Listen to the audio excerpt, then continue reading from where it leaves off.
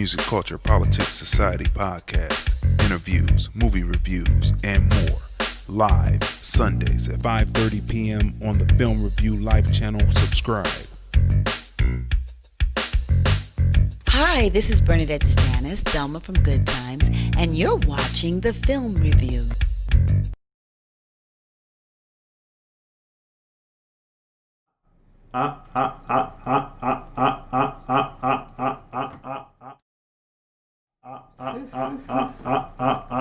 What's going on, people? How you feeling? It's the Film Review.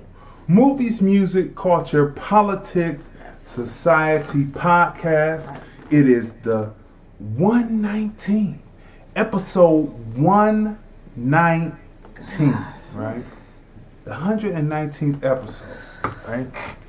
And so we want to tell you first out to call in to be on air. 213-943-3358. That's 213-943-3358. Right, we're streaming live on TFRPODCASTLIVE, Lordlandfilms on FB. We're also on the Film Review Live channel on YouTube, and at TFR Podcast Live, Periscope, and Crazy D Film Dude on Instagram, right?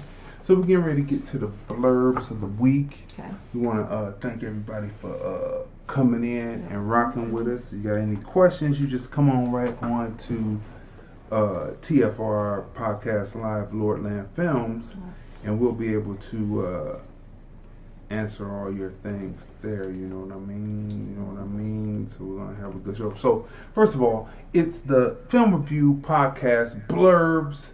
How was your week? The American Black Politic, right? So first of all, how was your week? Oh my gosh.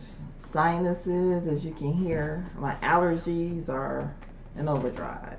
So overdrive, other than that, right? it's been the same, dealing with this, what is it? Well, the quarantines have been phases. We're going through phases in different states now, but then they're pulling them back, right, in certain states because the COVID cases are up higher. But then, you just read so many different things. They said in some states, like what in Nevada, what they had test kits that hadn't been processed weeks ago, which is throwing off the numbers. So, Yes, it's something else, right? Yeah. This is real crazy, right? Right. So, before we get started, right? Beyonce has a new record, right? She has a new record, right? And we're gonna show you the words because we can't play you the music, and on Instagram you won't see the words unless you go over to the YouTube to check it out, right? Or on TFR Podcast Live Facebook, right? So we're gonna play this lyric video. The video originally came out on the 19th of this month, right? Of June. Yeah. And then the lyric video came out the next day, right? So Beyonce kicks it with this video, right? Right. So talk about it a little bit because you put me on to the Beyonce lyric video. So let's talk about what she discussed. I just thought that what she said was very important during this period, and she talks about what it's like to be an American descendant, a slave, foundational Black American, just growing up here in the States. She discusses, she mentions the South, she mentions what Black people are going through in this country as far as dealing with racism. She mentions reparations. So I was talking to you about this. Is this the first time that I've heard an artist mention reparations in a song? I can't think of anybody else mentioning reparations in a song. And so, yeah. Plus, she talks about people being envious and jealous. That's why they do what they do. Yeah. She Right. talks about that, the hate. She mentions lip injections. Yeah. We talk about that all the time. We talk about it How all can the the time. people? It's interesting when people are racist or prejudiced when. Okay, but you're getting the lip injections and you're laying in the tanning booths getting darker, and people are having surgeries to get more of a shape from their behinds, and people are getting hip surgery, and people are just like kind of restructuring their body to look like the body of a black woman. So I don't know. Everything is just Topsy-turvy and upside down, right? Right. So, I mean, it's real interesting what's going on. Yeah. Right? And so, her whole intent of it, and you have to watch this record. This video, the song should be number 1, and then the lyric video should be number 2 on YouTube. Right. For sure. Right. So I want to shout out to Hot Mama 8635 who joined us on Instagram. Stay tuned, we have more for sure. Okay, so also Trey Songz, How Many Times? He has his song, his new song out, right? His lyrics are like really, really, really potent, and they perfectly describe what we're going through today, in America as well as across the world. But I mean, his lyrics were just like powerful. And then I thought about, he's a father now, right? Yeah, father. He has a child, Mm-hmm. and I know he can't help but think about his child. How safe is my child going to be in this country? Absolutely. We've seen on videos, we've seen on the news, through social media, time and time again, where black people are just, like he said in the song, simply just sitting in your home, sitting on your couch or sofa, minding your own business, right? Mm-hmm. Sleeping in your own bed, right? Walking down the street, sitting Right. on your porch, Right. in the park, Yeah. and someone will always like bother you. You have to worry about like between racist Karens and police officers with malintent. Right. So you're just minding your own business. Minding your own business. His lyrics are very, very, very potent. It's just kind of like, what did he say? How many times? How many times? How many mothers have to see their children die? It's crazy. I mean, it's mental illness. Racism is a mental illness. Racism is a mental illness, right? And it's not to get them to get off from it, but to say that that's what it is. It's really mental illness. Right. How about self-analyzing yourself, realizing that you're mentally ill and maybe you need to go see a psychologist?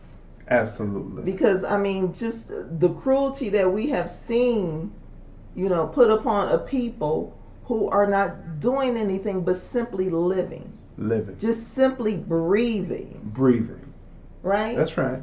And then so, you turn on the news and what do we hear in the commercials? Or just not watching the news. You can be watching a game show. The commercials come on. Mm-hmm. You hear with black music most of the time. We heard, America sung by Ray Charles. Right? Mm-hmm. So, and then, I know when you flick through the channels or when you're watching ESPN, that's right. They can be made like America the Beautiful, Ray Charles. Right. The versions that they use that really hit and make America proud to listen are the versions that have been done by American blacks. Yeah. That's right. That's where the rubber hits the road, right? So why do you use those versions? Or just black music, period? Like or I was moving on toward when I was talking about ESPN sports, right? So you don't mind, cheering on the black athletes. I'm talking about racist people, right? Right. So you'll cheer on the black athletes and you'll dance to the black music, or you'll pick up line dances, and now I see for the last few years they've been now doing country line dances now. Yeah, like we've been doing line dances for like years. Want to shout out to No Face Shadow Man making great music. Hey. I mean, Mighty Nice 49 chimed in too. Yeah, so it's like it's like a love-hate relationship. Like 1 minute, like we're loved, but then the next minute we are what's the word? Hated. Yeah. Loathed. Yeah. Right?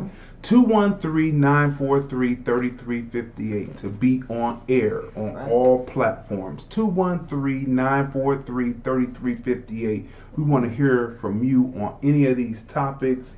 Chime in, or if you just want to call in and say what's up, we'll take your call at 213-943-3358. Okay, next week, people. Next week, as we get through the blurbs of the week in the American Black politic, next week we are celebrating the 3rd year anniversary of the Film Review Movies, Music, Culture, Politics, Society podcast, streaming live on Instagram, on Periscope, on YouTube at the Film Review Live channel, and on FB on TFRPODCASTLIVE, Lordlandfilms, page, right? Yeah. So we're going to be doing that. Plus, we're coming up on celebrating our 30th anniversary of being together, right? Right? So we're going to be celebrating that, right? So how time flies when you're having fun. Yes. But flew by. We're having fun, right? Flew by. And at the same time, we're fighting to make sure that our people and the next are seen, heard, recognized, and appreciated, and not abused. Not abused. We have to look out for the next generation. We have to. And that generation after that, and the generation after that, and that's right. We have to, right? Because it has to end. Because what's happening has to end. It's 401 years, but it's been going on way before that, right? Yeah. So look, people. Tim Scott, Republican Tim Scott, right? Senator Tim Scott sponsored a bill in the Senate called the Justice Act, right? And I have been writing on my Crazon Dion page on FB about how the Democrats were going to scuttle that bill because they had a bill happening in the House of Representatives the following week, right? So the Democrats, let's just cut to the chase on this. The Democrats know how to compromise when it's a bill about the drug laws. Biden was in the Senate then. He knew how to compromise with the Republicans to get 100 to 1 on crack cocaine versus powder, meaning that more black men went to prison or had more strikes against them. Then come a decade later and do the 3 strikes law, where you might have had 1 strike and you get the 2 strikes because of the drug laws of the 80s, and you get your 3rd strike and you go to jail for life, right? So they know how to compromise, right?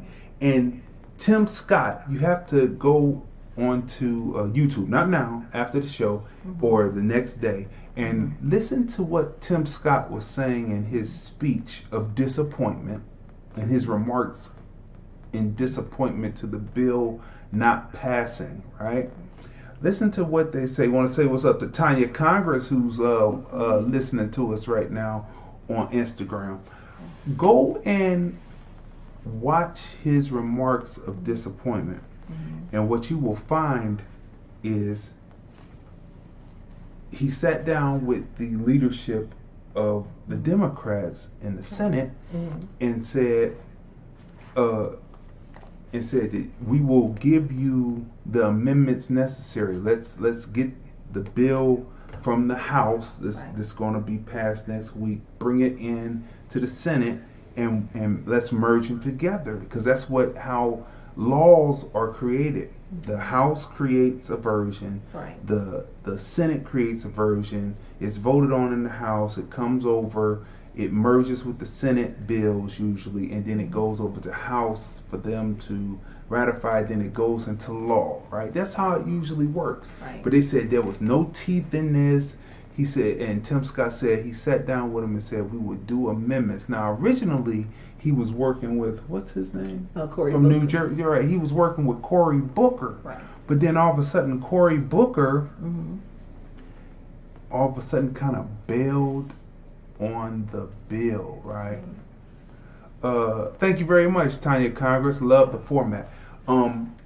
He kind of bailed on the bill because they were the two black men. See, I'm black first. The only two. The only two black Senators. males, Yeah. one Democrat, one Republican. Right. I'm black first, right?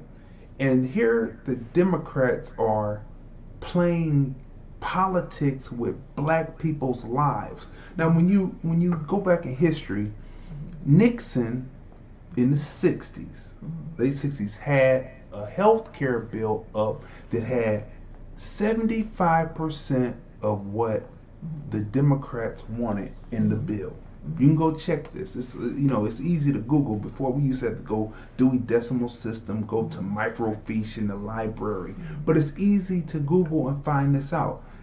Ted Kennedy scuttled the bill, obviously for political reasons, and it took 50 years until President Obama finally brought a bill which was using many of the ideas from the Republicans over the years, because it switched from being a Democrat thing to a Republican, back to Democrat to the Republican. So when the Democrat, Obama was in there, they took many of the ideas of the Republicans to form the ACA, right? It took 50 years. The Democrats are playing games, and then they herald having their one in the House pass, and the they following said, day, right? Right. And then it came, and then it's going over into the Senate, and the Senate they told them already that would be a non-starter and that it would be dead in the water, and they wouldn't be covering anything that had to do with the bill until next year. Right? Okay, so that's because with the Senate it's predominantly Republican. It's predominantly Republican. So why didn't Tim Scott and Cory Booker work on a bill? Because then it would have passed. It would have been like a joint bill. Because Cory Booker don't have no. Because originally, right, Tim Scott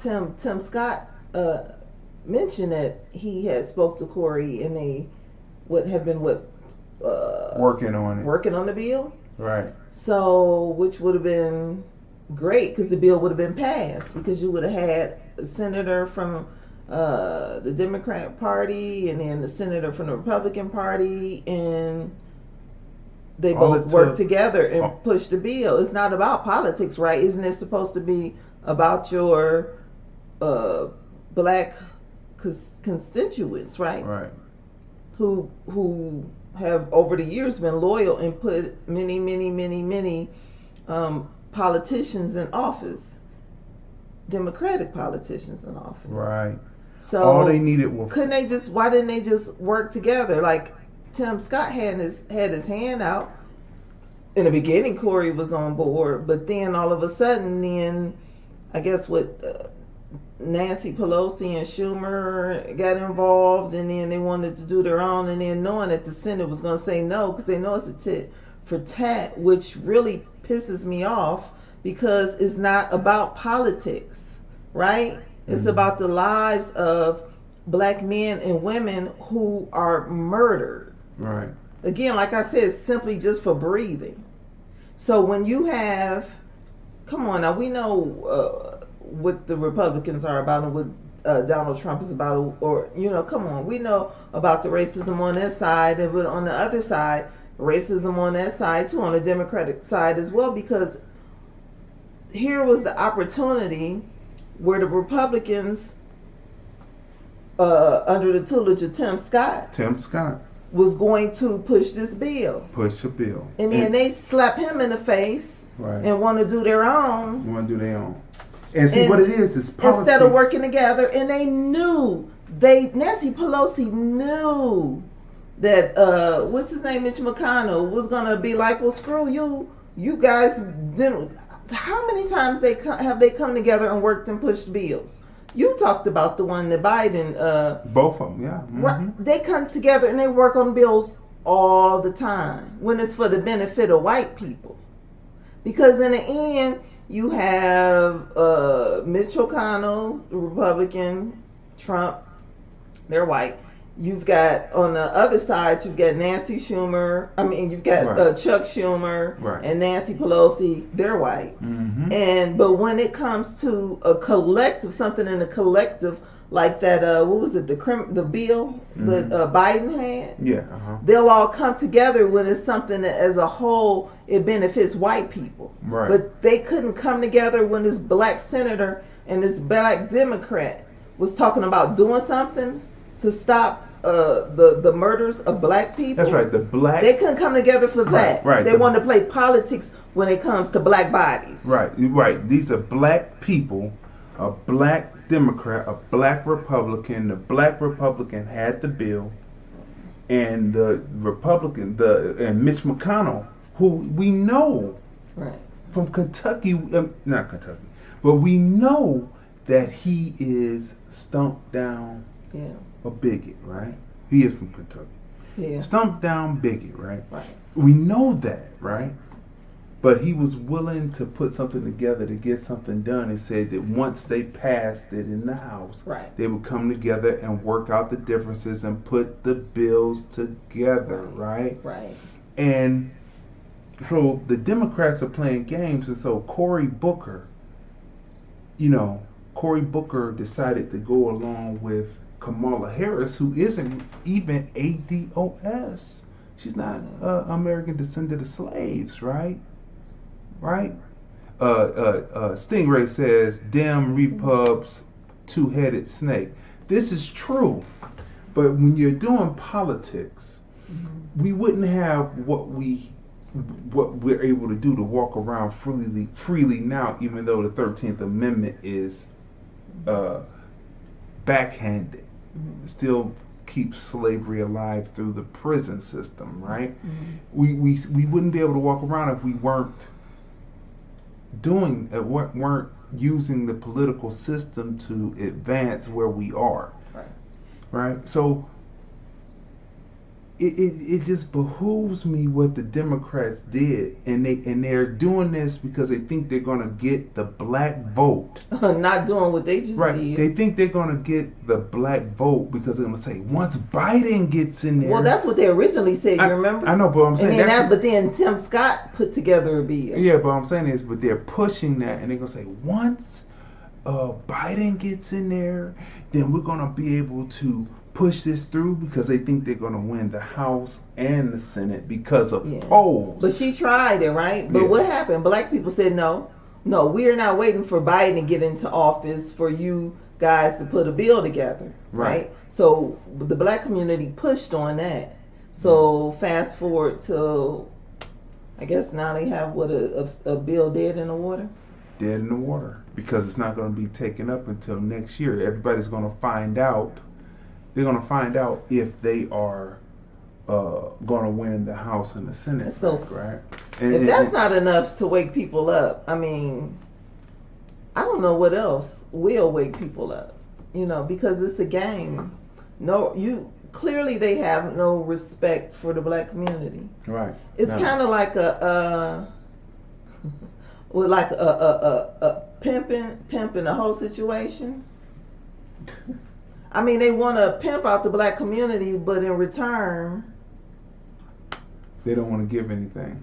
They just want to have all the spoils, right? Okay, so people, a judge recently this week ordered Donald Trump's administration to release 140 detained children being detained by ICE around different detention family centers in Texas, Pennsylvania, and California, right? Okay, people. So what does that mean for American blacks? This gets into the American black politic, right?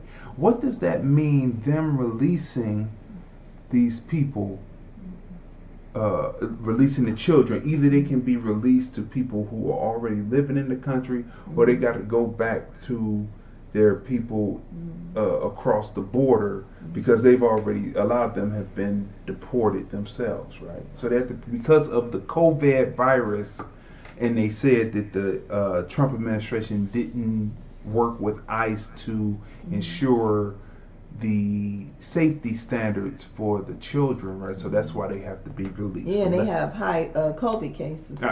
Because the guards are catching COVID, right? And so they don't want this population, this 140 children to catch the COVID, right? So they're going to release. So what does that mean for American blacks? And what does it mean if Biden was elected? What would it mean to American blacks? Let's just lay it out on the line first. We come from Cuyahoga County, stump down American black Democrats all the way, right? But enough is enough when you see that your people are being taken for granted. So what does this mean, releasing these particular individuals into the population, right? Oh, you're talking about I'm talking about Cuyahoga County where Tamir Rice was murdered? Right. That's where they're right. And watch Hidden Colors 1 through 5, then repeat. Let's see. What's up to RDX Films who joined? Put a wave out there to them. So what does that mean for American blacks, right? It means that if the people are let in the country, if Biden gets in, he's going to be talking about immigration. Right. He's already told you he's talking about the American Indians have to join in on the reparations for black people when the Native American has gotten their reparations. Let me tell you, if we had land and we had casinos, you know what black people would be doing right now. You know. But anyway, so I believe that it's going to take about it's going to have to take about 60 years for those people. Remember that caravan that was coming in a couple of years ago? Yeah. And Trump stopped the caravan, right? And everybody was upset about it. Black people were upset about it, right?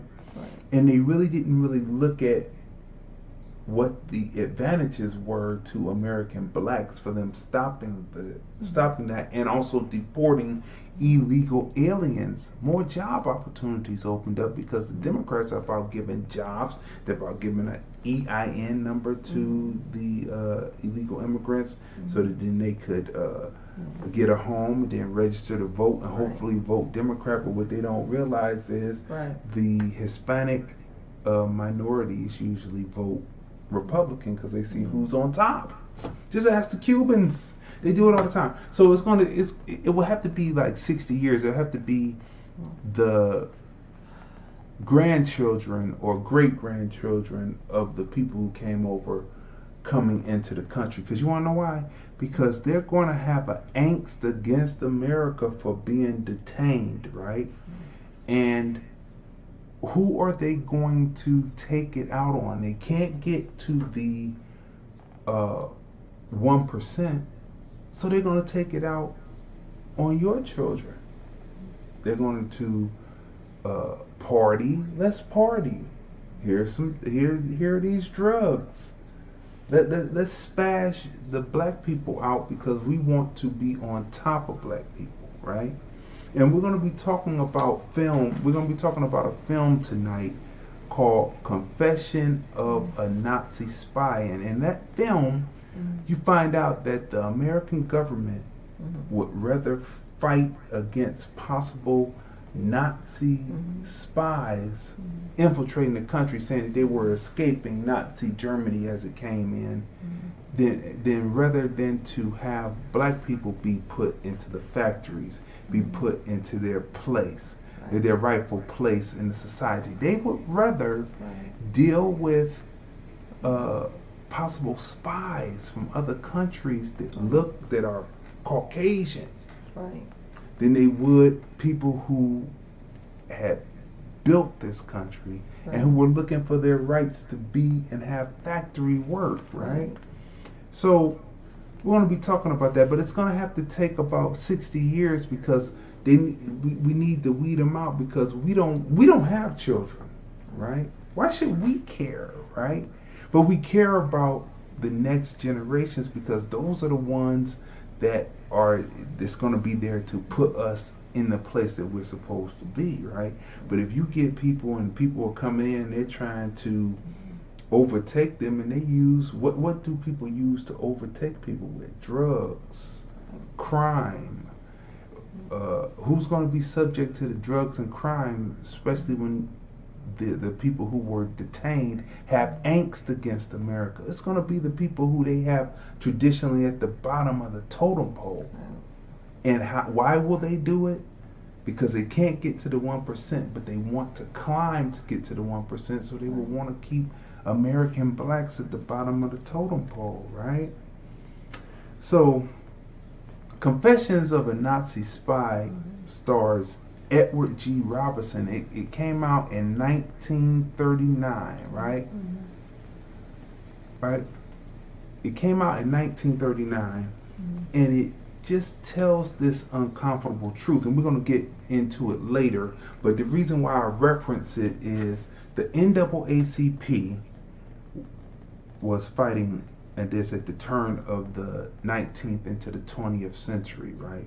While the NAACP and W.E.B. Du Bois was fighting to make sure that American blacks could get into the factories, the whites were creating unions to keep black people out of factory jobs, right? So then when you combine all this together, the NAACP is fighting, right? This is history that you can go, our story within history that you can go and research and find out for yourself. While the NAACP, W.E.B. Du Bois with the Labor Department was writing up black studies documents to study the effects of black people in cities that were not being let into the factories.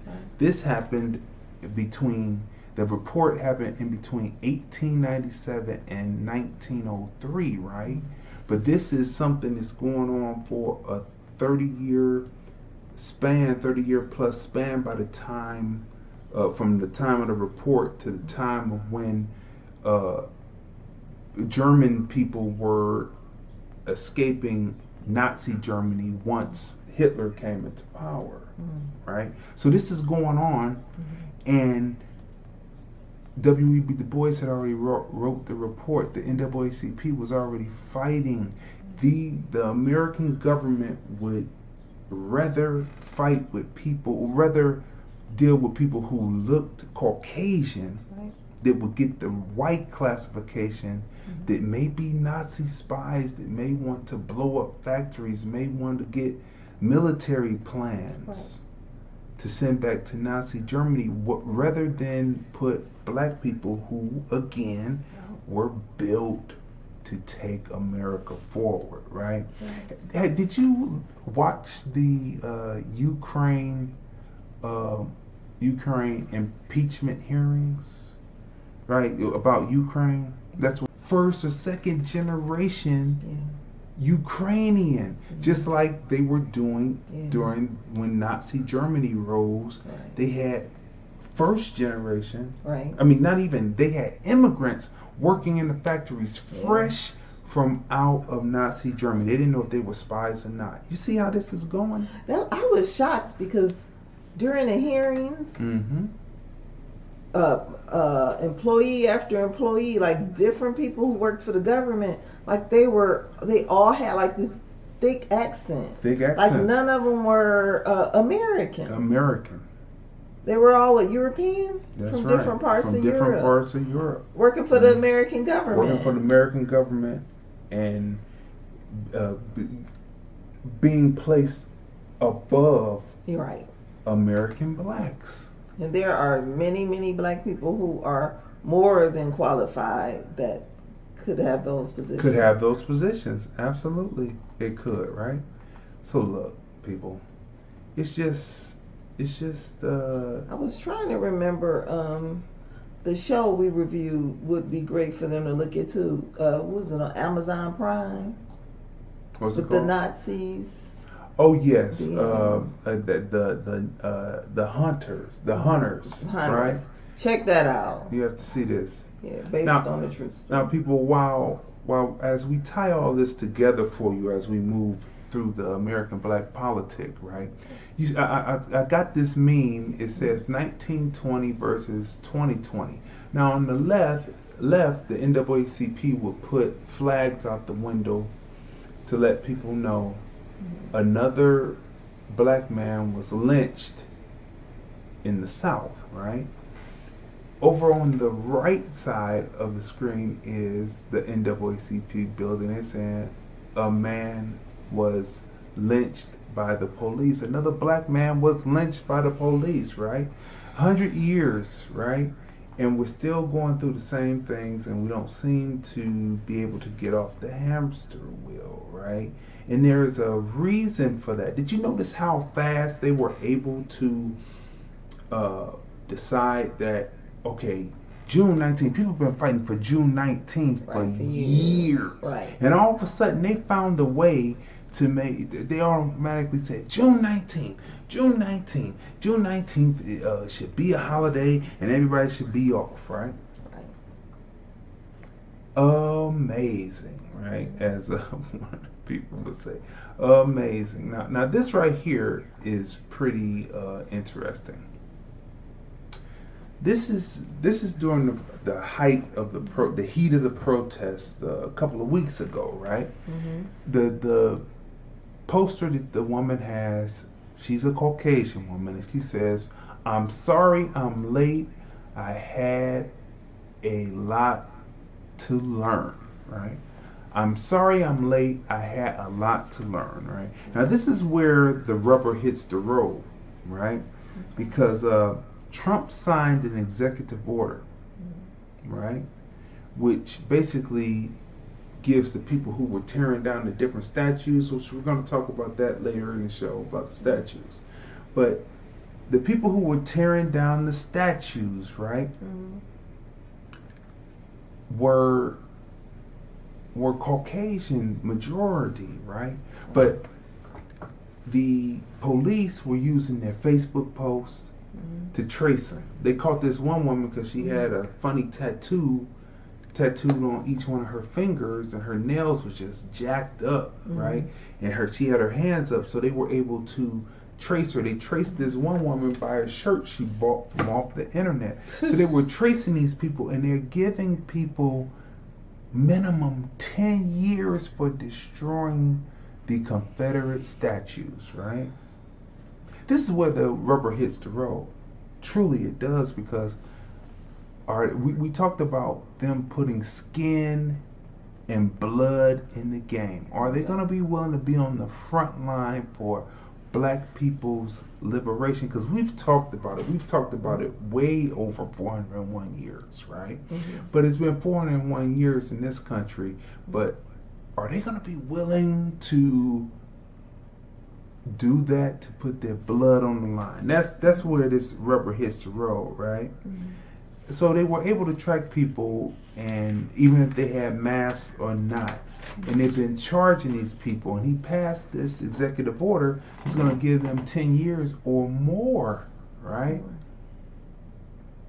We're talking more in depth about it, but this is the skin and blood in the game. Are they willing to be there? Now, Frances Cress Welsing, a psychologist, she wrote this, a black psychologist, she wrote this. We don't see the war being waged against us because we don't want to, and because we don't want to because we are afraid, right? The behavior is designed to block out any awareness, right? So I agree with it. you agree with her, right? 100%. Why do you agree with her? Because I've seen, with everything that's going on, how people choose to kind of disassociate themselves. Mm-hmm. And I'm thinking, how can you disassociate yourself when you have skin in the game? Like, you have children, you have grandchildren, you have great grandchildren, it's not just about you. Right? But some people, it's like they want to just turn it off mentally and just kind of like the comment, who is that about that's why weeks ago I had posted Donald Glover's This Is America. Mm-hmm. Because I was seeing a lot of that. Like, with all of this going on, chaos going on, you had the people like in this video, just people just twerking and just dancing, like everything is all good. And there's some people, they're like in this la-la world, like everything is all good until something happens to their loved one. Right? Mm-hmm. And then I think Tyreek talked about this on one of his shows. When he mentioned how people who they'll have a racist views, he'll see on their social media, they have racist views about black people. Black people, these are black people now, mm-hmm. right? Mm-hmm. But then when something happens to them, their loved ones are reaching out to him, asking him for help. And he's like, I'm not, I'm sorry they're gone, but why am I going to help you when your loved one was clearly making racist comments about black people and all blue lives matter and all of this, that, and black women not this and black men not that? And they're gone. I'm sorry, but now you want me to put my neck on the line for somebody who had no love for black people or the black community? Right. So it's just like, I'm seeing a lot going on in the world that affects everyone, right? In the black community. Right. And then I'm seeing some black people who are literally in la-la world and self-absorbed. And so it's just saying. Yep. It shouldn't. What's up to Roderick L. Swift on Facebook on TFRPODCASTLIVE? Take one of your loved ones or a friend to pass away before you decide to put skin in the game, before you decide to be active, even if it's just doing petitions, getting involved, like locally. We talked about that. Mm-hmm. Like getting involved. Who's running for what in your town, right? The judges, the prosecutors, right? The sheriff, right? So like a few people ran for office, in different cities, black people, because of the black people being murdered throughout the country. A lot of people, have decided to run for office. So even if you don't want to run for office, be a part of somebody's campaign who wants to make a change, right? Get on the phone and make phone calls like people did. The woman who spit in a young black boy's face, and she was an attorney. The white older woman that did that, right? Thing where it says black people waiting on Jesus. Mm-hmm. That's why they stay quiet. And then, that's their excuse. They use Jesus as excuse, right? Because faith without works is what? Dead. Right. So people think that all they have to do is pull out a Bible or just sit their ass up in the church, and that's going to be it. Mm-hmm. But you have to do more than run your mouth. You have to do more. So, Frances Quest Welsing wrote that, right? And we have an image of her right up now on YouTube and also on Facebook Live on Instagram. Right. You're seeing us with a green screen, right? You want to see the full situation, or you want to call in 213-943-3358 and state your piece. We're here to hear you. We're here to talk to you, talk about the different topics, right? Mm-hmm. So look, there is a perfect example of this that just came down, right? And it's happening outside of a hospital, and it's two black males. One has already been arrested by the police officer, and the other person, they're brothers, literally. And the one decides that he's going to hand a can of whip butt out on the officer, right? So we're going to take a look at this real quick, and then we're going to come right back to discuss it. Oh my God. Oh my God. Oh my God.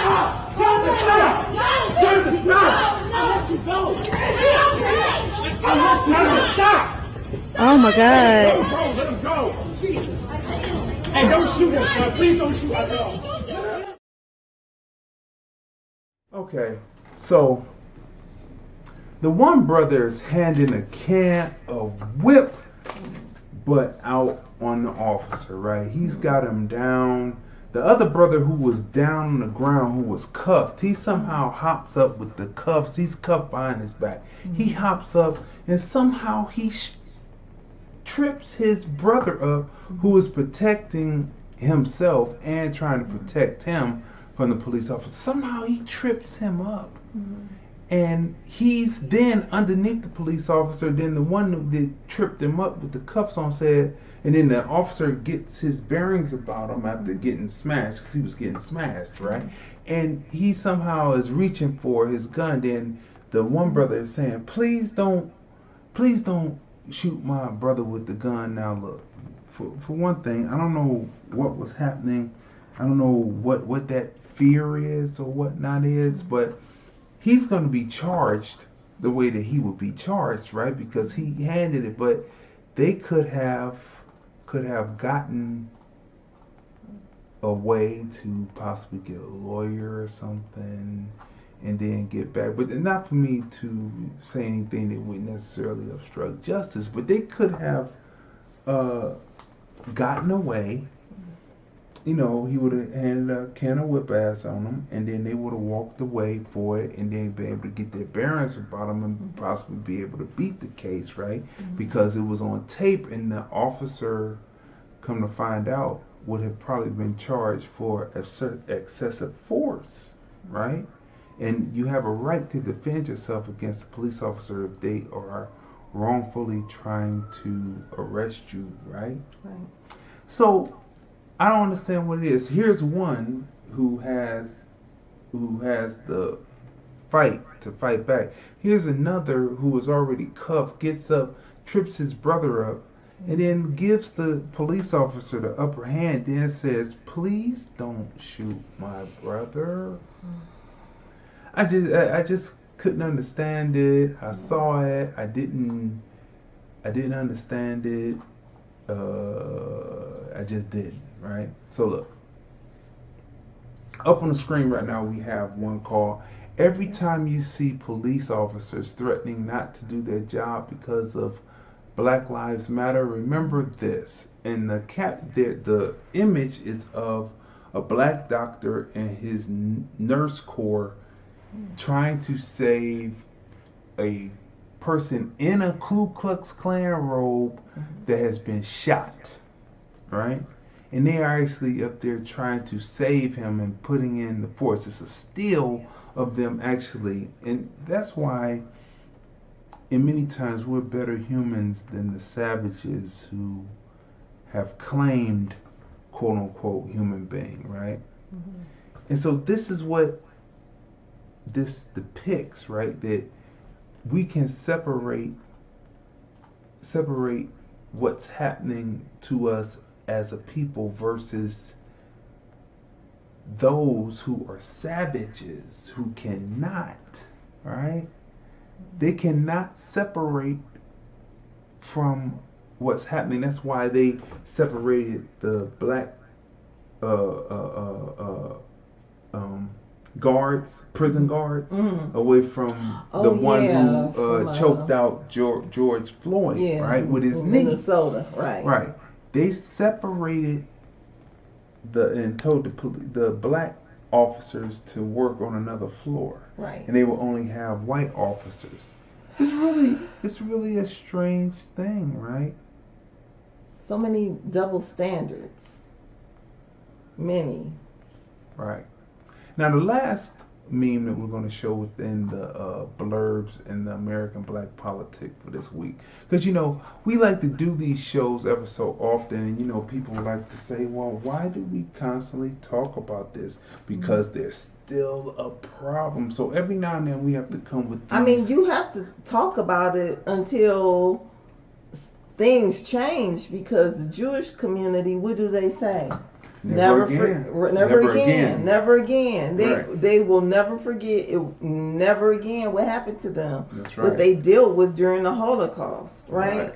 And so, same today with us. So while these murders and killings and all of the Karens and just all the wickedness that we have to deal with as a people forced on us. Like I said, simply just for breathing, we are going to constantly just throw it out there until things change. And again, you have to be, active. Like, even if, like, for the people who are not physically out there protesting, that's fine, because what you can do is you have social media, right? Mm-hmm. And I saw how throughout social media information was being exchanged, phone numbers to the different senators and the different prosecutors and who to call, based on, it's sad, but based on whatever city that the crime, like for Breonna Taylor, they had information who to contact in her city, right? Mm-hmm. George Floyd, who to contact in his city, right? And just on and on and on. So people have been pushing out information over social media, right? Information about people who can vote, right? Mm-hmm. So just because a person went to jail, that doesn't mean you can't vote. You can't vote in certain states. In certain states. So I saw that Jim 72, she had like a posting of all the different states and all the laws in regards to, who can vote, who can't, or how many days after you were released can you vote, or, so people have just been pushing out information throughout social media. Do that, right? That's being active. Yes, right? It is. And just use your voice. Like, just don't. Like, that's what I can't stand TikTok.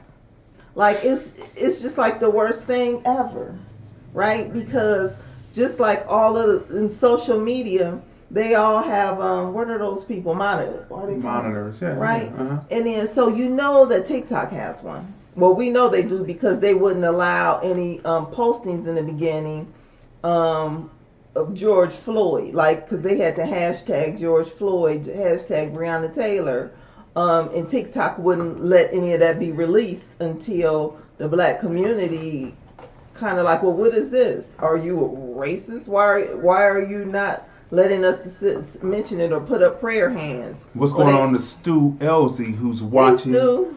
Happy belated birthday. We said birthday on your birthday, but happy belated birthday on the show, right? We want to let you know. Still an algae.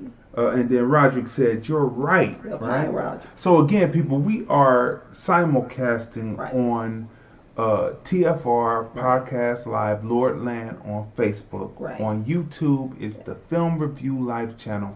Right. On Periscope, it is at TFR Podcast Live, and right here on Instagram, it is Crazy D Film Dude page on Instagram. So come on in, chime on in, and of course you can call in 213-943-3358, 213-943-3358. But on TikTok they had do you remember the how to make a nigga? And they had the two white people putting in like racist comments and views, but like TikTok, they allowed this, like they allowed all of this racism. But they're owned by Asians, right? It's an Asian-owned company, right? And so that's why you have to be careful, because Asians hold certain stereotypes against black people. So that's why they allow them, right? So look, people. Then that's when people need to just back off of TikTok. But nope, they want to go in there and give them all of this free content so they can get all of these free promotion. Well, not free promotion. They get paid. TikTok get paid because the more people that go in there and entertain for free, black people, right? Then this allows TikTok to get more ads from the different companies and corporations, making their pockets get fatter. Meanwhile, they pushing racist stereotypes, but didn't want anybody to put up prayer hands or say anything positive about the black people who died. But it's okay to put out these racist, nasty, wicked views about black people on TikTok. See, that's why I don't have time for that. So people, up on the screen on TFR Podcast Live, Lordland Films on FB and on YouTube, we have the image up that came from the 1918 pandemic, right? And we still have the virus raging, right? Right now, we still have the virus raging, and people refuse to put on masks, because they have the freedom to not wear a mask, remember? Are we going to learn from 1918 as American blacks right now? What you see in this image right here, right, is you see the people standing here. They're Caucasian. They're standing on the step, and they have on their gowns, and they have on their surgical mask, and they have on their gloves. Now, standing right next off of the step it appears to be a black family. There's a little girl, the father, and the mother. And what are they not wearing? They're not wearing masks. Now, it behooves me that we wouldn't wear masks, just out of precaution. They were lying in the beginning and said people didn't need masks. Like, we've always worn masks out here because there's something called desert fever, but you've seen that in other shows. Matter of fact, next week, episode 120 is our 3rd year anniversary, baby, of doing the TFR Podcast Live, hashtag TFR Podcast Live. Google us, you'll see everything come up, all the podcasts where you can listen to us. But not today, right? So look. Oh wow, what's going on here? So anyway, people. So let's go further here. Was that right? I don't know. It said pause because of bad connection, right? I don't know what's going on. But anyway, look, people. We'll start that back up in a minute. So look. We have to learn to start to wear the mask, okay? We have to wear the mask because we're on the front lines of so many things, right? And so because we're on the front line, right? Because we're on the front line, it's so many things that we're on the front line on, we have to begin to do what we do to save ourselves, right? And that is... You want this phone? No, that's not going to help. So we need to start to save ourselves, right? So we have to wear masks, right? So we have to learn from the 1918 pandemic and say we have to do better. We have to do better to make ourselves live longer. Because we do want to live longer. As we bring the connection back, I know that some of the people on Instagram might have lost us, so we're gonna go right here and hit you up, right? So look. As soon as you start talking about masks. As soon as you start talking about masks. They don't want you to tell your community to that's wear right, masks. to wear masks, then it kicks out, right? Because as long as we're talking fluff, then they won't, they don't care. But when you start talking about something that is of utmost importance, they want to stop you. All right, people. So that right there was the blurbs of the week and the black the American black politic, right? So we want to make sure that you see these things to know the correlation of what's going on now is still going on now, that the future is then and then is the future, unless we learn from our story within his story and change the situation. All right, people. So let's get to the first movie review of the night, right? And the first movie review of the night is My Spy. Yes. That's right. We have been waiting months. We have been waiting months to see this film. Yeah, because we saw previews like months ago in the movie theater. Right. And it just looks so funny, hilarious, right? Funny. So we finally were able to see it. Finally were able to see it, right? Right. So it stars Dave Bautista as JJ, Chloe Coleman as Sophie Newton, Parisia Fritz Henley as Kate, right? You know her from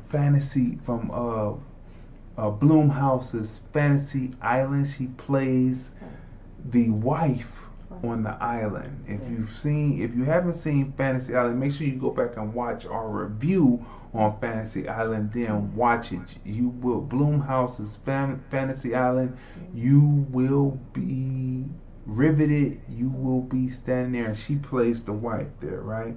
And then there's Christian Shaw as Bobby, right? So these are the four main characters, two being supporting, but the two main are played by Bautista and Coleman, and the other two are main supporting characters, right? And we're going to get to the rest of the characters later.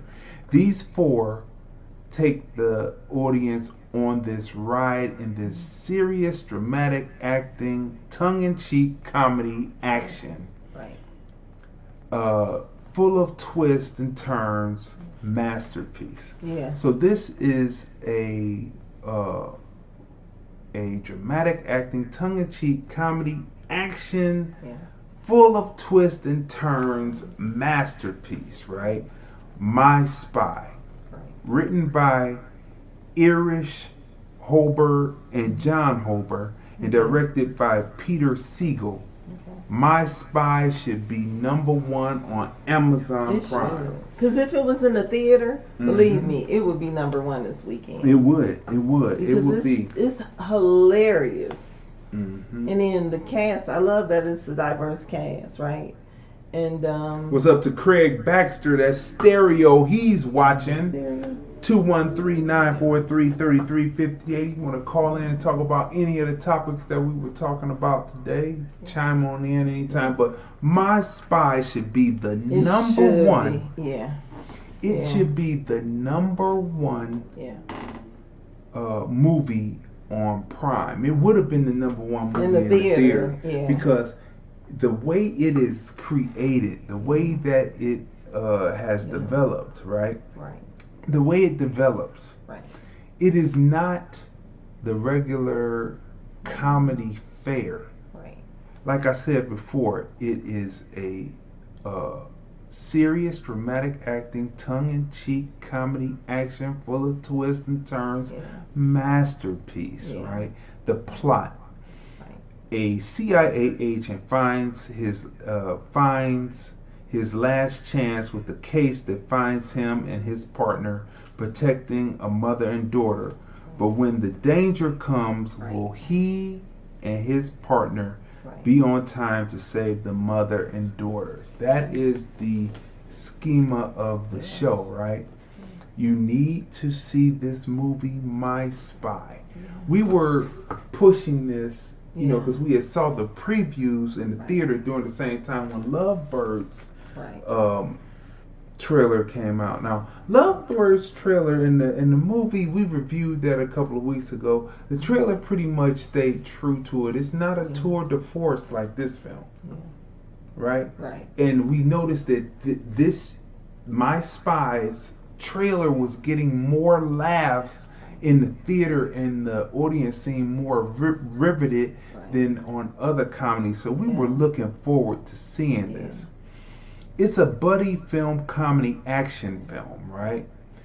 With acting that rises above the standard acting in these kinds of films, right? Matter of fact, I don't think we've seen a comedy quite like this. No, I don't think so. No. I love the twists and turns because the outcome, I'm not going to give the movie away, but the villains are very interesting. They are very interesting. Because you don't expect. You don't expect it, right? You don't expect it. So, The Cleo Coleman as Sophia, she emotes on screen. Yeah, she does. She does. Right? I mean, her ability to act is incredible. At such a young age. At such a young age, right? 9.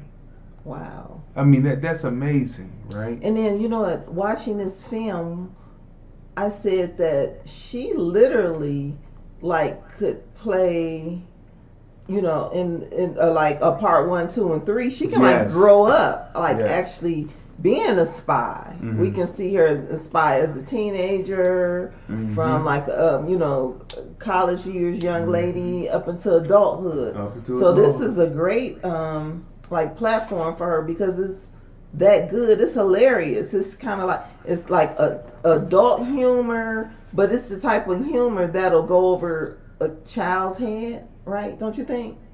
So if you have like a kid that's like 5 or 6, right, they will love it. They will love too. it. So it's great for kids too, because it's like, it's adult humor, but then it's the type of humor that will go over little kids' head. Yeah. And the children will enjoy this film because of Chloe as well as the other kids that are in the film. Right. But the adult humor, like, I mean, they did a great job on this film. Yeah, the supporting cast is incredible. Great supporting cast. Like even Kristen Shaw, who's known for her deadpan, dry wit on screen, which has made her famous, right?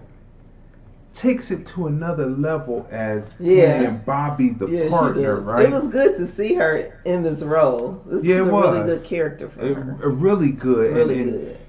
Being that Batista was a producer on this, he actually put his money. He actually went in to produce a vehicle for himself to take him, like we were talking about before when we were talking about these trailers, right?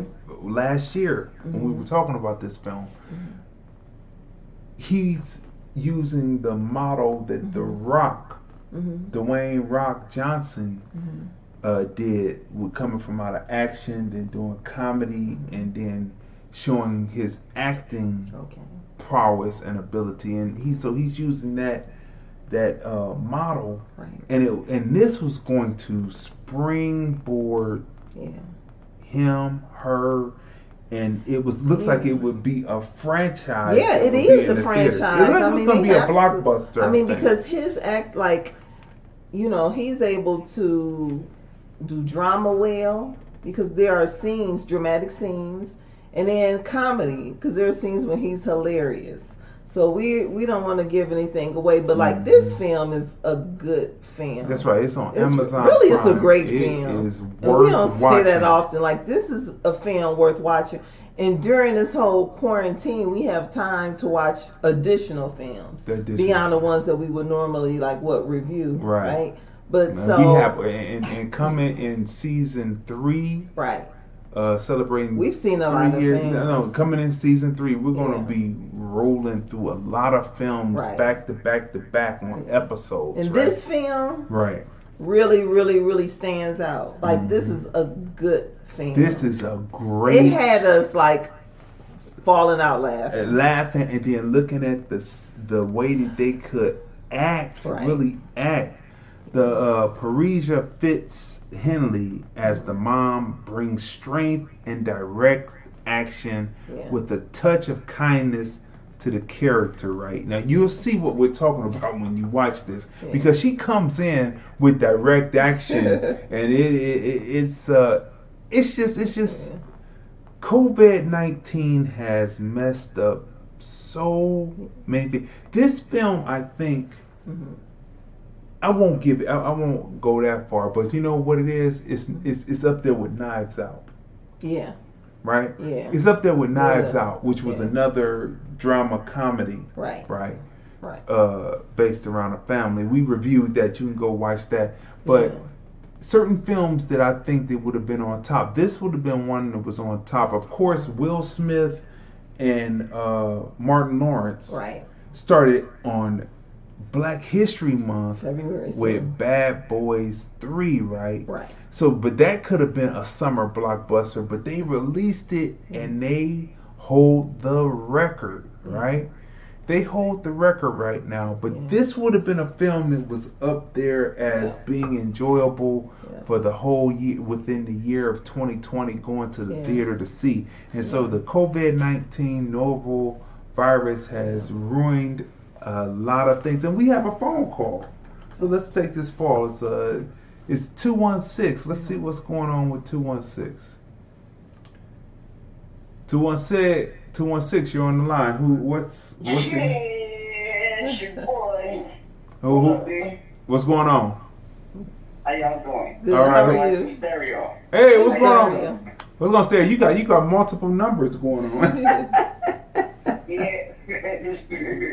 No doubt. What's going on? The Cali number yet. Okay. Listen, first of all, thanks for watching and calling in. I have a question for you. How old are your children?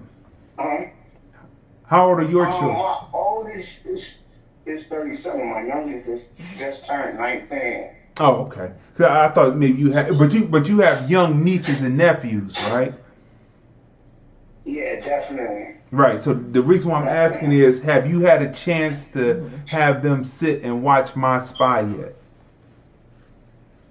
Yeah, definitely. Mm-hmm. And did they enjoy it? And yes, it's definitely a family movie, and it's definitely a good movie. Of course, we got the Fire Stick. Oh, okay. That's fine. I mean, it's out there for everybody.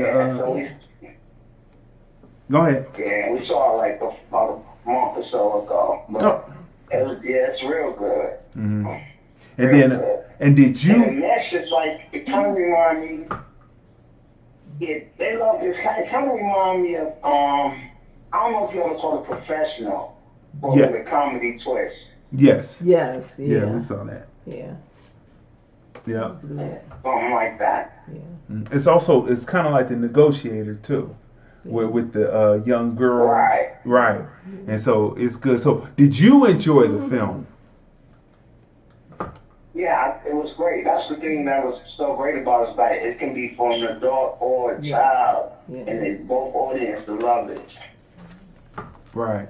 This COVID-19 has ruined a lot. This outbreak has ruined a lot of situations, because this would have hit for the summertime real big. Yeah, I think it would have too. But it's like, even with all the fire sticks and all that stuff going on, the movie theater has kind of been like kind of dry in the sense of family movies, because now you practically got the theater at home, Right. Mm-hmm.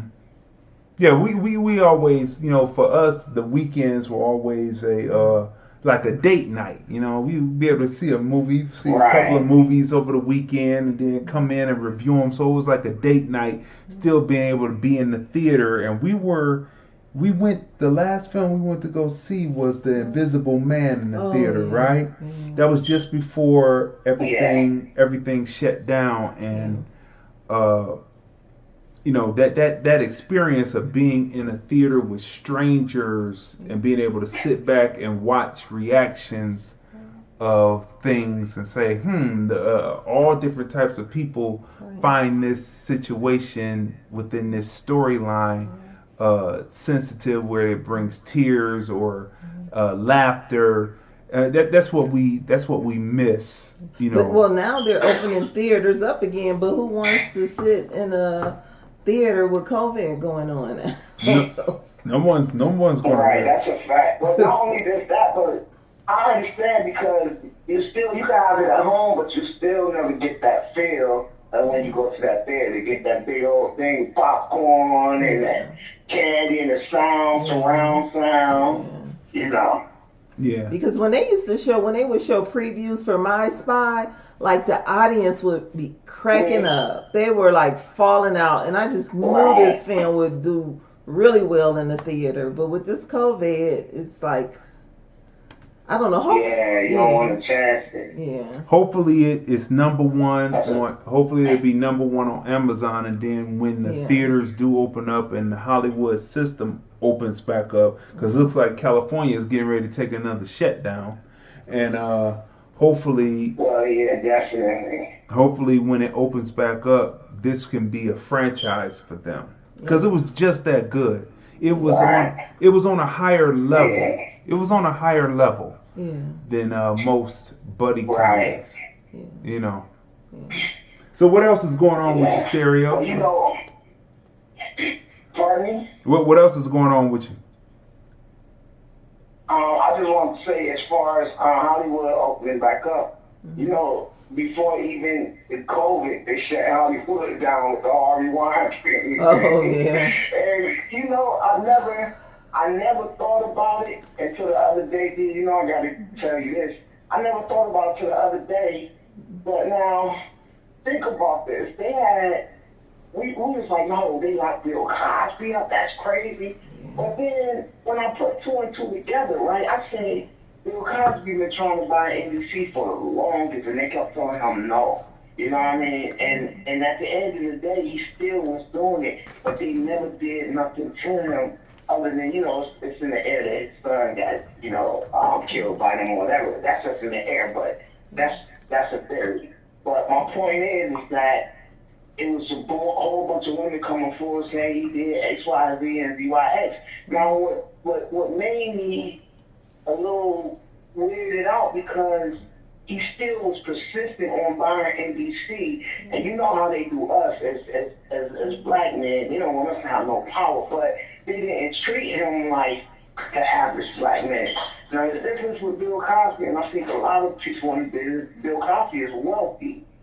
So that means that he sat amongst them, but still he wasn't there equal to them. And so they shut him down, but I think that he was a part of the beginning of how they shut Hollywood down with all these girls coming forward, even with the Harvey Weinstein. They literally shut Hollywood down. They gave Cleveland, Ohio, a certain percentage for Hollywood to do a certain amount of movies in Cleveland for the next few years. So they shut Hollywood all the way down. Then slowly after that, they went and raided the Vatican and shut the Vatican down. So I just think it's just a whole new order going on. You know what I'm saying? That's what made me think about it when you was talking about the movies. Like, they really shoot movies everywhere but in Hollywood. You know what I'm saying? They really shut Hollywood all the way down. Well, I think in a way, the system needs to be shut down. That's why I give much props. The system of racism within Hollywood is great. That's why I give Tyler Perry much. I give Tyler Perry much props in doing what he's doing with his studio system, right? Definitely. And so, you know, much props to Tyler Perry, because if it wasn't for, but even with that, I hate to say it, but that's what I think the new Hollywood is. Like, they funding that. That's what I'm thinking. Like, have you seen his complex and his compound? Yeah, I've seen it. I've seen it when they had the gala there and the grand opening and celebration and all that in different lots. Right. And every movie he shoots, he has a scene in a stage for it. Like Hollywood. You feel what I'm saying? And he got a whole big White House built, a whole replica of the White House. This ain't something that just happens because you got money. You got to be sanctioned on some of these things. Well, you know what I'm saying? That may be the new Hollywood, and it's in Atlanta. That's the new area right there for all entertainment. Atlanta is popping right now. Absolutely. And we're gonna find out how much Chocolate City it is. We found out how much Chocolate City. We found out how much Chocolate City Atlanta really was. Remember the guy who broke out of the. He was on trial. He broke out, and then it was the woman. She gave him some meth. She had on her white gloves. It was the beauty, the so-called quote unquote beauty, calm the savage beast, right? And then when he broke out, I mean, Atlanta's chocolate, but all of a sudden all the vanilla broke out to try to catch him. It came out the woodworks. I didn't know where they came from. I was like, I thought Atlanta was all black. I mean, you find out what's happening, right? You know, it wasn't black officers going out there to get them. It was black sheriff's departments, police departments, different jurisdictions, you know, coming in. Different municipalities joined in, and we're going to get him. He broke out of the court. Yeah. So, we're going to thank you for calling in. We're going to get back on to the review, but thanks for calling in and dropping your viewpoint on everything. No problem. I appreciate y'all. We appreciate you. And thanks for having me. All right. Thank you for calling. We'll talk again. And I'll tell you, I can shout out to the Queen. My bad. I didn't even come in and say hi to the Queen. Oh. Hello, Queen. Definitely. Hello. But no, thank you for calling up. I appreciate y'all. We appreciate you. We'll be in touch. Okay. All right, people. So that was Stereo. If you don't know, he is a main producer. Is making things happen in many different areas in the industry as far as music placement is concerned, right? So, all right. So we're back here, I guess. So anyway, people. I'm glad Stereo called up because, as you guys heard, My Spy is a really good film. Really good film. You know, he called up and, you know, he told you what he thought about the film because this is like a really good film. And I just hope everyone, you know, gets a chance to see this film. So we finished talking about the mother. Now we have to talk about Dave Bautista, right? Yeah. He emotes on screen. Oh, yeah, he does. Right? Besides his obvious physical prowess, he displays dramatic and comedic timing. He's dope in this picture. Yeah, I mean, it's really dope. He made a vehicle for himself, and it pays off for himself. His acting is good. Mm-hmm. I mean, it's realistic. It doesn't even seem like he's acting. It's just seems to come natural for him. His character is a really good character. Yeah, like all of the characters, he did a really, really good job on this film. You know, this film is a good film when you're like wishing you can watch the part 2. You know, because you know you're used to, like, now with this quarantine binge watching. You know, when you're watching the series, you can watch the different episodes. Mm-hmm. But with this film, you're like, wish it was a part 2 because you're invested in the characters and their lives, and you want to know what the outcome is. You know, so well done. Yeah, we'll be getting to the supporting cast now. The supporting cast is worth every cent. They are. It costs to assemble the ensemble together, right? Yeah. The neighbors. Yeah. Oh, yeah. Well placed in the movie. Yeah. JJ's and Bobby's boss. Yeah. David Kim. Yeah. Right? Yeah. You know him from Hangover, right? Yeah. He and elevates. Show. Yeah. Mask. Yeah, he elevates, right? Right. Which brings us to the director, Peter Siegel, right? Right. An auteur for sure. Right. This film is easily up there with Knives Out. Yeah. And would have enjoyed a great theatrical run at the theater, right? It probably would have been number 1, right? This is Dave Bautista's and Cleo Coleman's breakout roles. Yeah, I mean, like you've seen Dave Bautista in many things, right? Including Guardians of the Galaxy, right? And many other films, right? But this right here, this is really good. You know, and you saw him in Stupor. Right. Stupor was cool. Was good, yeah. But this is above Stuber. Yeah. We reviewed Stuber also. We reviewed Stuber, and so Stuber and the Lovebirds stars that same actor comedian, right? Right. Which that was both of those are like buddy. The one is a buddy love interest film. The other one is a buddy film, right? This right here overtakes both of those films. Yeah, it does. It really, it's really on another level. So really, it overtakes all types of films where a child actor is involved. Mm-hmm. Like, this is the best that I've seen. Yeah, like the ensemble, yeah. You know, great. Mm-hmm. This is the best that I've seen. Best They work well off of each other. Yes. The characters, they're not dumbed down. Like, it's not a simple, you know, predictable script. Right. It's far from it. It's well written. Right. So let's break down cinematography 10. Yeah. Set design decoration 10. Yeah. Wardrobe 10. Yeah. Makeup MUA 10. Yeah. Special effects 10. Right. Writing 10. Right. Casting 10. Production and music 10. Yeah. Film editing 10. Sound 10. Visual effects 10. Stunts 10. Yeah. Camera and electric 10. Etc. So what would you rate My Spy as a whole? As a whole, a 10. It was great. You know what I loved about it too? I loved Chicago as the backdrop because they gave you like beautiful in the cinematography views of the city. Mm-hmm. They made Chicago give that a 10 too. Yeah. They made Chicago a character within they it. did. It wouldn't be what it was without the Chicago skyline, without the Chicago neighborhoods. Yes. So that's a 10. Yeah.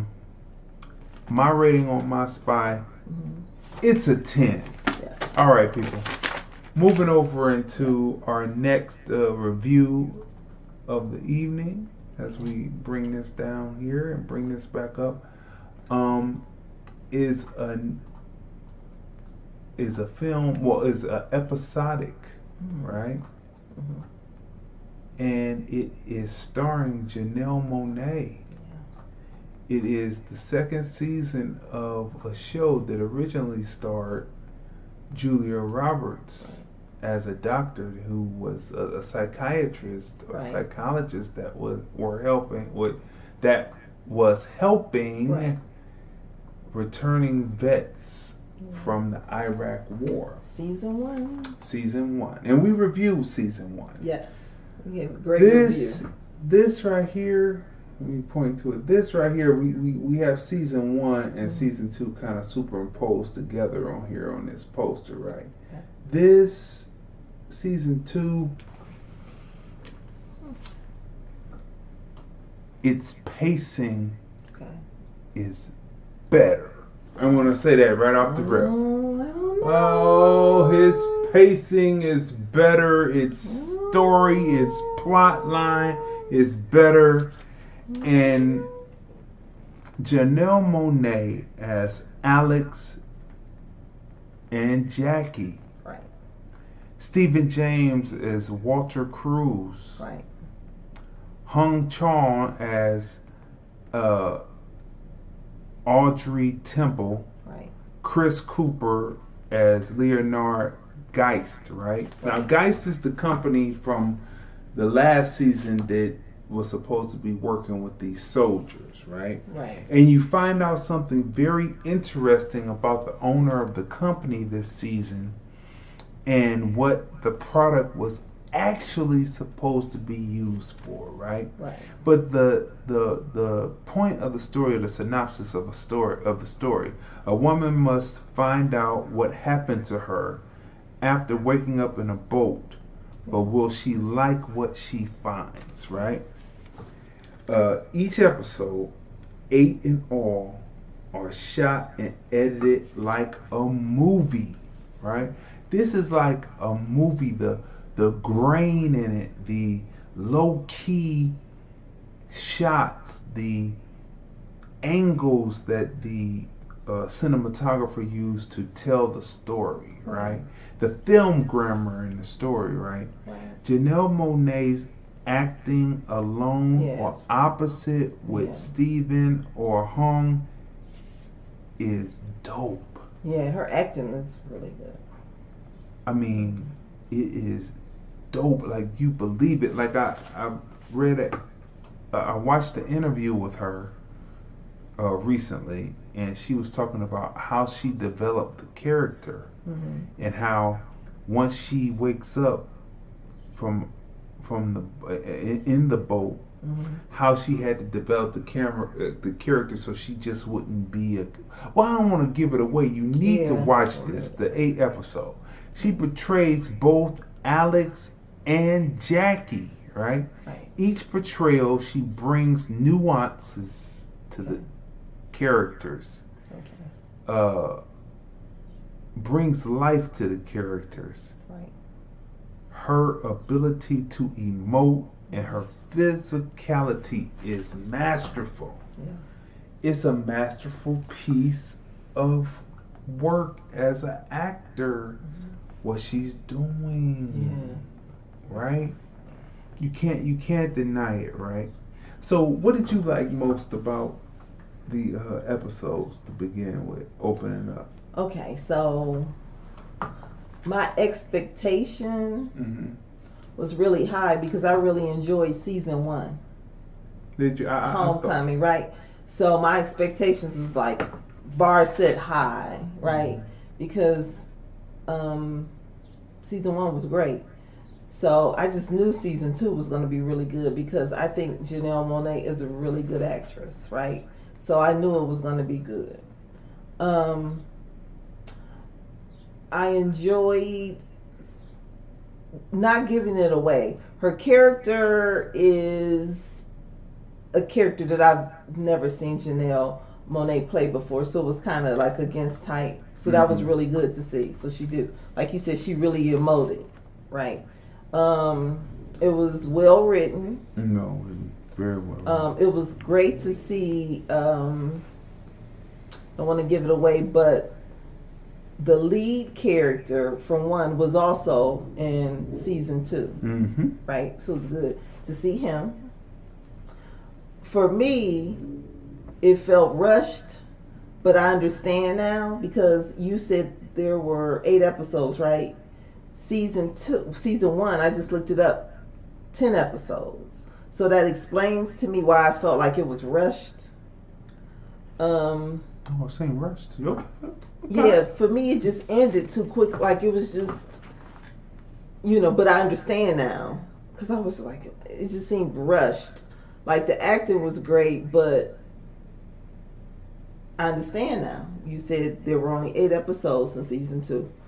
Whereas in season 1 there were 10 episodes, right? So the 2 additional episodes made a difference because they were able to. They did a good job in season 2 getting a lot of information within the 8 episodes. I thought that season 1 dragged. See, it didn't drag. No, it was it unlayered like a onion. This one unlayered, but it unlayered in such a pacing. And it was shot like a movie. The first one is new. They don't really know where it's going. They're unsure with it. This one they knew where it was going, and then when James's character reemerges, right? The crew's character reemerges, right? Then the rubber really hits the road because they take you time to introduce you to who Alex Jackie is, right? And so I was really my favorite enjoyed part that, of season right? 2 was Janelle Monáe. I thought Stephen James did. Of course him. I mean, he's great. He's from season 1, so he was really, really great. He's a great actor. I think he's going to be in, if they continue, he will be in all the different seasons because it's really his story, right? Because I do need a season 3, right? Because season 2 was also good. Right. But I need season 3 I need 10 episodes of season 3 just like they gave us 10 episodes in season 1, right? Mhm. And I need for the onions, like to the layers to be like slowly removed. I need like the twists and turns. I need I don't know. I felt like season 1 took me on like a roller coaster ride. Like it went in so many different directions. I didn't know where it was going, right? I need that in season 3. And I need to see James also again in season 3. And Janelle Monáe can also be in season 3. But I need for the writing to be as intricate as it was in season 1. Okay, good. Well, let's break this down. Cinematography, 10. Yes. Narration story, I thought it was a 10. Right. Acting, 10. Wardrobe, 10. MUA, 10. Sound, 10. Editing, 10. The twists and turns in it, I thought it was many twists and turns. Were there? Yeah, it was a 10. So what would you rate Homecoming season 2? Season 2 was really good. I would give it a 8. For the 8 episodes. 8. Okay, well, I gave it a 10, people. Moving right along. Confessions of a Nazi Spy, right? Okay. Starring Edward G. Robinson as an FBI agent. 1939 anti-Nazi film. The first anti-Nazi film coming from out of America. Now, let's break this down. Let's give some context here. March 12, 1938, German troops marched into Austria to annex the German-speaking nation for the Third Reich, right?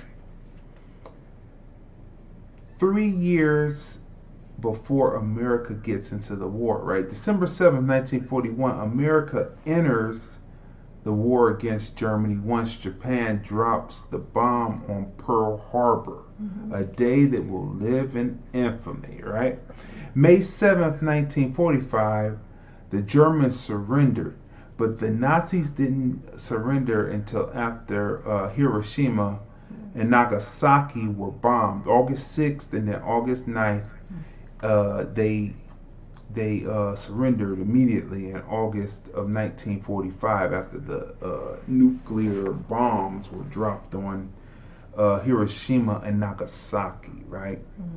So that's context to let you know what's happening. So this film is early as far as anti-Nazi films. This is the war is the march of the Nazi war machine was on, and a lot of the people who star in this film were defectors from Nazi Germany because they didn't believe in what the Nazi party was talking about, right? So Confessions is an early anti-Nazi film for America, starring again defectors from Germany when it became a country run by the Nazi parties under Adolf Hitler, right? What's interesting, shows how our American government put immigrants in factory jobs, right? Fresh off the boat. I don't know what kind of vetting they did, but fresh off the boat, they were putting them in, and we talked about earlier in the show about how the NAACP, W.E.B. Du Bois were working to push for American blacks to have those jobs, right? But each time a new set of immigrants come in, they're put in front of American blacks, and this is nothing new that's happening. And right now, it's the Dixiecrat Party. I like to call them Dixiecrats. The Democrat Party that is actually doing this, right? And it's funny that the American government would rather fight possible Nazi spies in America that would want to blow things up or send plans back to try to have America invaded than to have American blacks work. You know, I don't know if you remember, but years ago, this was like straight out of high school, and I remember when I was working, or no, I wasn't working, but I was doing an externship, for this one hospital in Cleveland, a suburb of Cleveland, and because Cleveland had nothing to do with this, what they did. You remember I told you they shipped in tons of nurses from overseas. Okay. And they gave them room and board, and that was like the talk of the hospital, right? Mm-hmm. And they gave them room and board, and instead of like Cleveland is like a healthcare city, right? Right. Mm-hmm. We have the Cleveland Clinic, University we have the Hospital. University Hospital of Cleveland, as well as other hospitals. We have Metro Hospital. We have tons of colleges like Cleveland State, Ursuline, Case, John Carroll, just tons and tons. It's a healthcare city, education, right? So you look at all the students who would be graduating, if not already graduated, with degrees in healthcare, right? Ready to move into these positions, right? But this one particular hospital, and it wasn't the hospitals that I named. Mm-hmm. It wasn't Cleveland Clinic, and it wasn't University Hospital of Cleveland, and it wasn't Metro Hospital. But this other hospital, they have brought in tons of healthcare workers from overseas. And I was young, like I'm an observer, right? So I'm like looking at all of this. I'm looking at what's going on. And I was young, and I'm like, why wouldn't they hire the people that's here in the city, like the graduates or the people who are in need of jobs? But they would rather bring in people overseas and put into these positions. Mm-hmm. But I'm sorry, but go ahead. But when you said that, I'm like, yeah, that's true. I've seen it done. Unions were formed to keep American blacks out of factory jobs, right? So this is what we're looking at. Cleveland, Ohio is a majority black city. Now, you might watch the sports, but they come in from the suburbs. But it's a majority black city, so that means that's who should be working in those jobs, right? How the sentiment has changed as more immigrants have been let into the United States. Now, the sentiment in the movie was definitely America and making sure that the immigrant that was coming in and could be a spy would not be, and it was definitely all American, and it was nothing about, no sympathy for Germany or Nazis whatsoever. But how it's changed since immigrants have been let into the United States who are classified as white, but those people are only 1 or 3 generations back here in these jobs. How easy they are to side with people who are not American in politics. Like you'll see, like there's a famous couple who look white who had on a shirt that said, I'd rather be Russian than a Democrat. But when you look at them, they look like they were Russians. You know, just like the Americans, right? Oh, the TV show. Remember, we went to a beauty care spot. And the woman came in, she looked like a regular Caucasian. Last summer, actually. Yeah, and then she started speaking, and because we were in the store because a windstorm kicked up, right? Real bad. You get a windstorm, you'll get blinded out here, right? So a windstorm kicked up, and she started speaking in Russian. I mean, because she spoke perfect American English. Right. She had all the slang and all the terms, Caucasian lady, and she had the everything down, right? But then when she got on the phone, she was talking to the person, she was speaking in Russian. Then when she got off the phone, she went straight back to, and then there was an immigrant behind the counter, one Asian and one from another from a European country.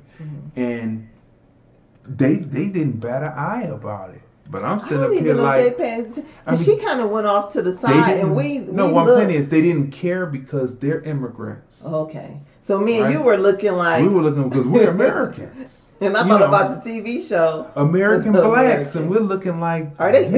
Is she a undercover agent? Jeez, because she went from having a real thick Southern, like a hee-haw, the TV show hee-haw accent. Till she kind of took her phone and she was off in a cut. and she went into speaking Russian, and I'm like, wow. Right. Yeah. So, Confessions of a Nazi Spy is a must-see film. You have to see it. It's 1939, but it moves, man. Right. Edward G. Robinson is the FBI agent, and it moves. It has an ensemble cast. It moves, and it also teaches you an uncomfortable truth about America still today, where it pertains to American blacks. What would you rate Confession of a Nazi Spy? Okay, you can tell your honest opinion. Well, you know what? I missed part of it. Oh, okay. Yeah, because when you were watching it, it was on really, really, really late. Okay. So I caught the beginning, and from what I saw, it looked really good.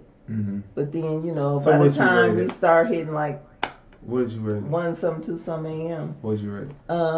Based on what you said, I guess it would be a 10. Okay, I give it a 10. Okay, moving right along. That's from people. what I saw, Okay, people. So It's the really topic for the night is about these things right here. You know what I'm saying? The fall of racism. Is it?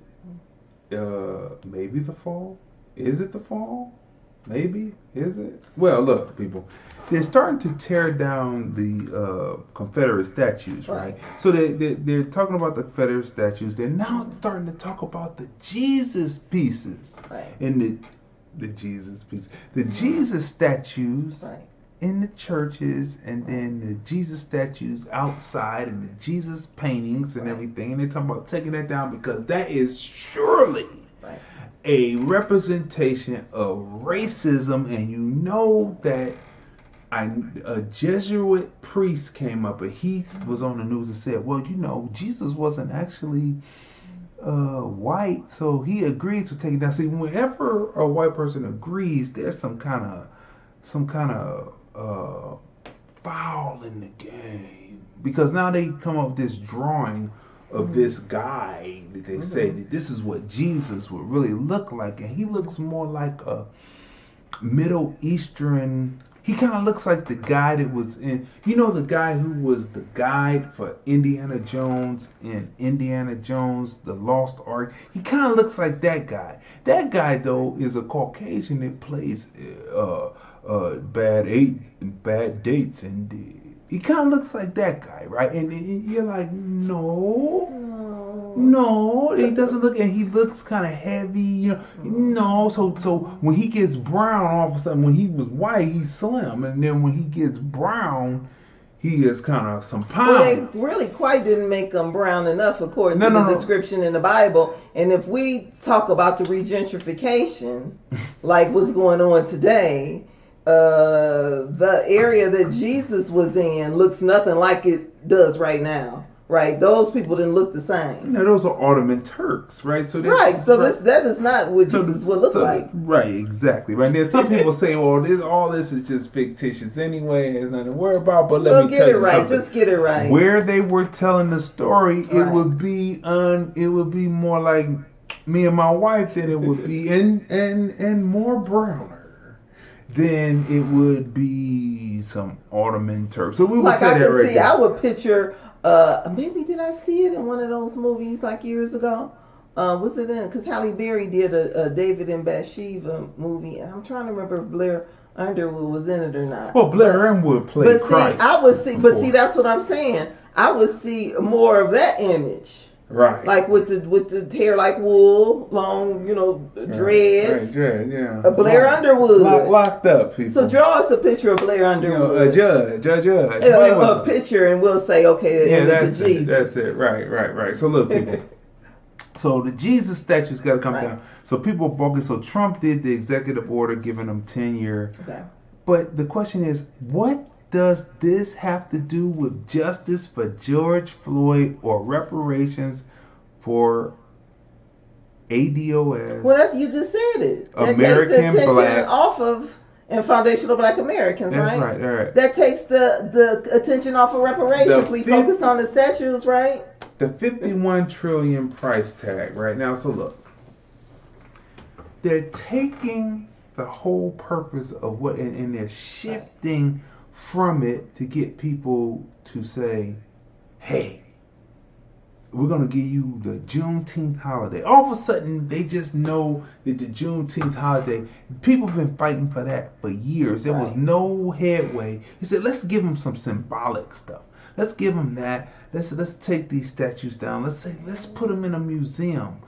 The day that they chisel off the Stone Mountain, Georgia, when they chisel that off, where it talks about the race war and all that, when they chisel that away, it still won't make a difference. Wanna know why? That'd be good that you did it, because it's like people are trying to make amends or feel better. They want to. They don't even want to make amends. They just want to feel better. Right. Go ahead and feel better. You feel better, but we still need that 51 are trillion. old. We're old.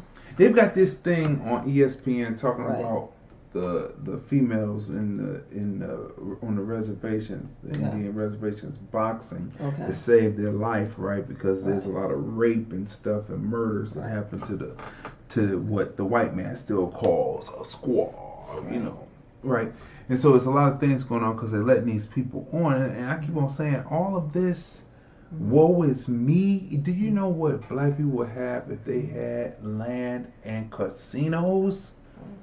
You know, of course, it could be some of them $5 because the ones that's on the reservations are the Bering Strait Asians that were emulating the black people that were already here. There's drawings of this.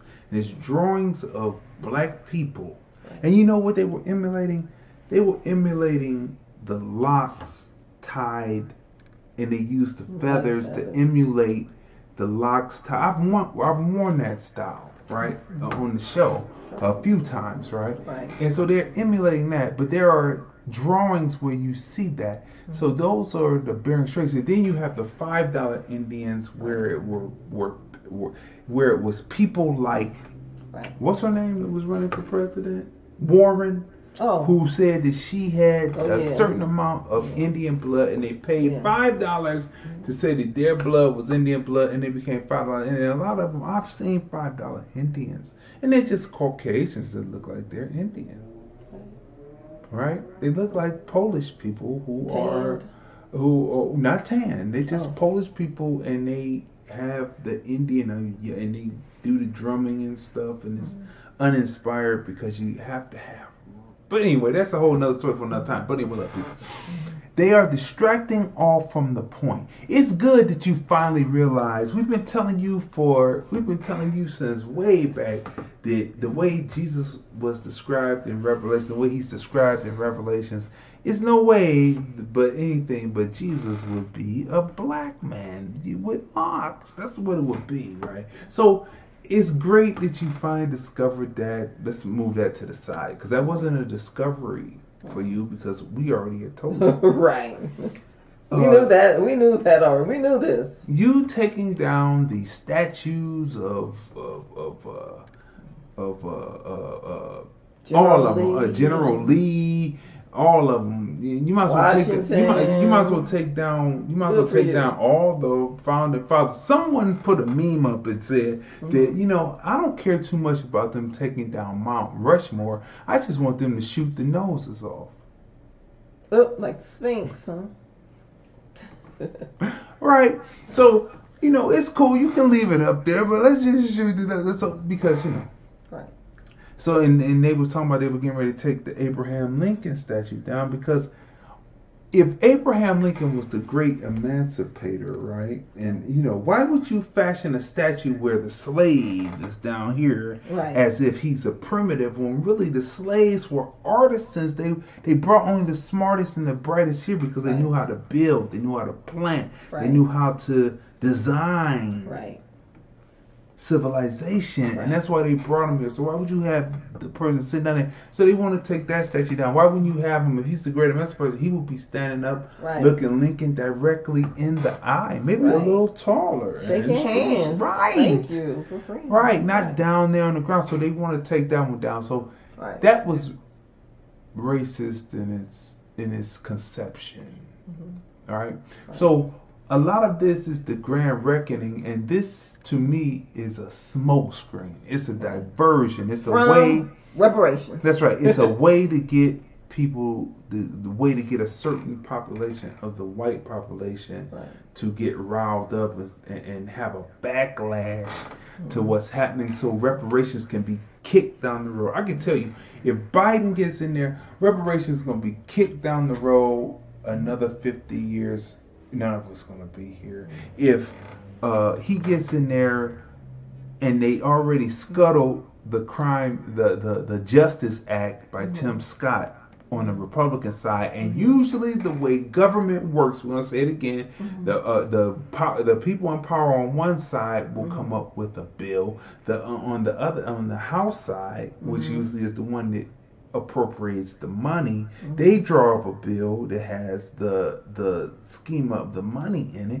It comes over to the Senate side, it's merged, amendments are put in, it's voted on, it's passed, it goes over to the House side to be ratified, to put the money into it, what it will cost to make the program or the whatever is in the bill work. That's how government works. And so for them to be on TV and tell you that the Tim Scott bill had no teeth, it's disingenuous on its face. And I can tell you, if Biden gets in there, they're going to kick it down the road for another 50 years because they did politics and they're used to it. And a lot of the black people who are in the Congressional Black Caucus are not ADOS, they are immigrants. So for the white folks that were here during the formation of America, before they started letting in all the different people like the Polish and the Irish and etc., etc., they have seen the invasion of the body snatchers already, and the latest ones, the Ukrainians and all that, they only been here for a generation. Is ridiculous. And we have seen the invasion of the body snatchers too, right? And the invasion of the body snatchers will be more for an immigrant than it would be for a person that is foundational here, who are ADOS, or as I call it, or as we call it here on the Film Review, Movies, Music, Culture, Politics, Society podcast, American Black. The American black politics. So all of this is a smoke screen. And you should not feel anything about the symbolicness of tearing it down, because they're going to put a lot of people in prison. So this is where the rubber hits the road. Are these white folks going to tear down that Lincoln statue? Are they going to go to Stone Mountain and chisel off Lee and all that? I don't even know the Confederates, right? I don't even know the Confederates, right? Because they don't even come before me, because the type of racism that we are fighting now is a type of German racism, a Nazi racism. And so they will say that they're fighting for that, but they'll let that go because they want to implement something else. And you have to study where the Nazis got it from originally, and then they twisted it and manipulated it and killed a whole group of people before they even went to the Jewish people, right? So people, this has been another great episode. We want to thank everyone who participated. Stereo, for calling in, and we would like to thank all those who participated, typed in on Instagram, Facebook, YouTube, Periscope, YouTube, Facebook. And make sure you subscribe to the Film Review Live channel on YouTube. Subscribe and click the bell to have notifications when we come on. We would like to thank you. This has been another great episode of the Film Review, Movies, Music, Culture, Politics, Society podcast. We are your team, the husband and wife team. Next week, celebrating the 3rd year, coming up on our 30th anniversary of being together. Right? Get ready for that.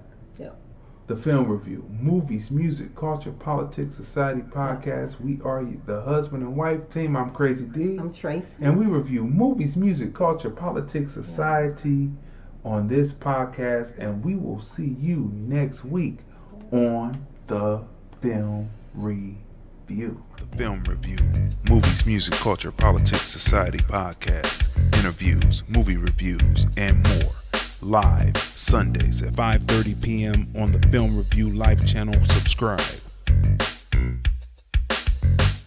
Hi, this is Bernadette Stannis, Thelma from Good Times, and you're watching the Film Review.